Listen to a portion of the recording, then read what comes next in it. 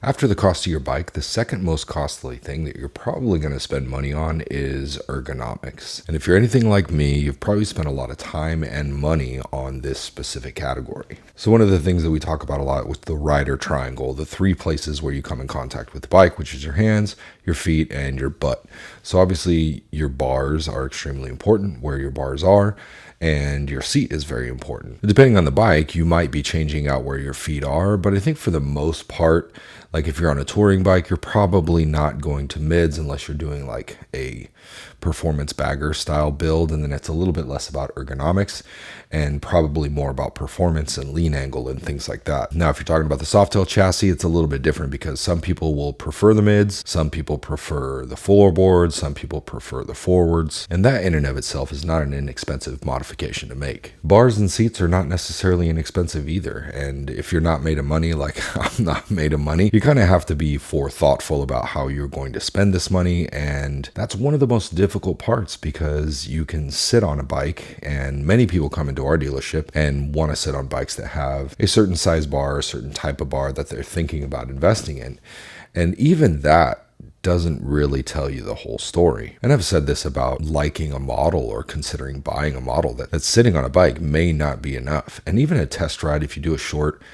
4 to 10 mile test ride, it can tell you a little bit, but nothing tells you as much as when you put a lot of miles on a bike and you sit in the saddle for a very long time. And this is true for ergonomics as well, because you can sit on a bike on the showroom floor and say, hey, yeah, obviously it's the same bike as mine and it has the bars that I'm thinking about looking at, but sitting on it doesn't really tell you the whole story until you ride the bike. And this is where cost can really become a factor, especially if you get something like a seat. Let's say you spend $500 or $600 on a seat, and then you don't really like it after riding it for a few days. And so what do? Do you keep it? Do you try to sell it and try to find something else and test that out to try to find that perfect seat for you? This can really turn into a very exhausting, and expensive endeavor. Oh, even with my access to trying out all kinds of different things, getting to ride different types of bikes and different setups on all those bikes, I still change and I still evolve, and things about my body change, and now I'm dealing with shoulder problems, and so that kind of affects my bar setup. And even something that's out of my control, I bought a set of Biltwell bars and immediately the finish faded on them, and I don't like the way they look. The bars are fine, and now I'm like, maybe I'll add some pullback because I need to redo my bars. I don't really want to powder coat these bars because the finish on them should have been good. I already spent the money on them. Now I have to spend that money again and the time it takes to change out the bars to something else. So maybe I'll make a slight adjustment there. And then it gets me thinking like, wow, the last bike I had, I did the bars twice on it too. Like, how much money am I going to spend on bars? And it's weird. In a way, I'm a little bit combative towards changing my bars again because I've already spent the money. But then I'm like punishing myself because I don't like the way they look. I think they make my bike look bad with the finish how they are.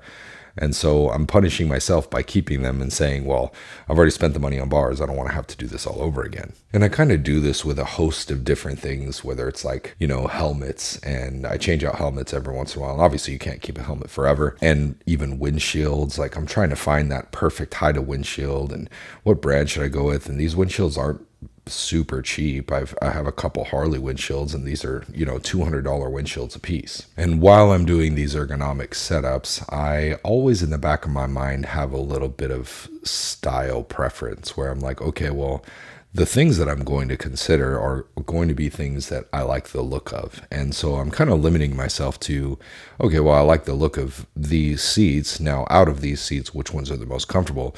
And I've probably written off a ton of other potential seats that might be more comfortable than what I've given myself the options for. And I've only written them off because maybe they're just not the style that I'm looking for. I think that's part of it as well, is being honest with myself about like, well, it's not just about ergonomics. It's kind of like an entire package to where I want it to be comfortable, but I also want it to look good at the same time. I know there's a ton of guys out there that are happy with their bike stock, or at least it seems that way, because we get a lot of trade-ins where the bike is untouched, like they put almost nothing on it not even miles. And then I talk to other people that come into the shop or they're customers of mine, and it's like, yeah, I've done my bars twice now, or I'm going to change this. I liked it, but I'm not really happy with it now. Or a new product comes out and you want to switch to that to kind of like test it out. Maybe it has a little bit of an advantage over something that you already have. And we kind of find ourselves going down this rabbit hole of, just spending a lot of money on ergonomics. And I think what it comes down to is that this is just part of the process, that your bike build is never really done, even when you think it is. And,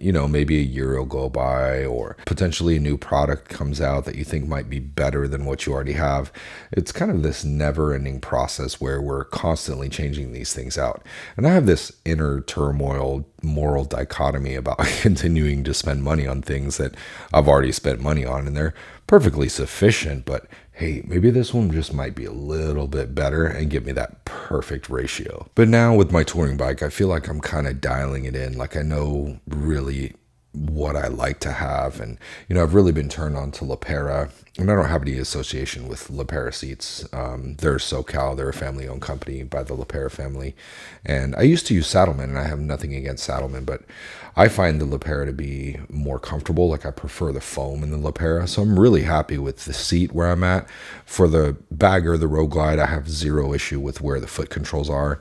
If anything, I would like to bring the levers back just a little bit, maybe get a shorter shift lever and a shorter brake arm. But where the floorboards are is totally fine for me. When it comes to bars, if you know me, I love T-bars. I've been running T-bars for quite some time now, and I used to like them pretty high. I used to like them right at shoulder length, and now I'm kind of liking them more sternum height as I'm stacking more injuries upon injuries over the course of my life. So on the Bagger, I like to be anywhere between 12 inch and 14 inch on the T-bars. I have a really tall torso, so windshield height is still something I'm trying to figure out, but bar height, I know exactly where I like to be. I actually like double pullback. I've always run a pullback plate. I've ridden a couple bikes that have a pullback plate and pullback risers, and man, it really gets nice and close to you and kind of keeps you in that workspace right in front of you. And so since I don't really like to finish on the straight T-bars that I have, maybe I'll take that opportunity to swap it out and do some pullback risers or pullback T-bars. But yeah, this is a topic that kind of comes up a lot with me personally, and I speak with a lot of customers who want to change out things that they've already done. And it's kind of just a never-ending quest to try to find that perfect ratio and setup for you. And there can also be some variability there because what you like might change over time. As we age, our bodies don't hold up like they used to, and there may be some preferential changes that if you find the right setup, it can make your riding time a lot more enjoyable. So I think I'm just coming to terms with the fact that I'm going to keep changing stuff, and there's really no end in sight to it. This is just kind of the routine that I'm going to go through. And, some of the things I'm going to be are ergonomic changes. Some of the things that I'm going to change are going to be style changes where it doesn't really change anything about how the bike performs or how the bike handles, but I like the way it looks. But for me, it can just kind of feel frustrating to spend more money on something that I've already spent money on. But I'm curious to know if you guys have changed stuff. Have you ever done your bars twice? Have you ever bought multiple seats, or are you kind of happy with how your bike is stock, or you did a setup and you knew exactly what you wanted and it's been perfect and you haven't wanted to change it since? As always, I appreciate talking to you guys in the comments. I appreciate you guys supporting me in that way, and we will see you on the next one.